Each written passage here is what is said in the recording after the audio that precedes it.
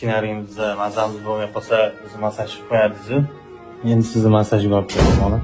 O'sha kuni rosa qattiq boshim og'rib keldimi? O'sha kuni olib kelib pato qilmabsan bolam. Haligi Nilufar qizimiz shunaqangi qo'li yengil ekan, jussasi kichkina qiz kuchi yetadi. Yo'qda massaj shunaqangi zo'r qilar ekan. To'q qo'ydi, parafin qo'ydi, kapinsalarni qo'ydi, keyin zuluk qo'ydi, pijama qo'ydi. Ancha boshlarim yaxshi-ku.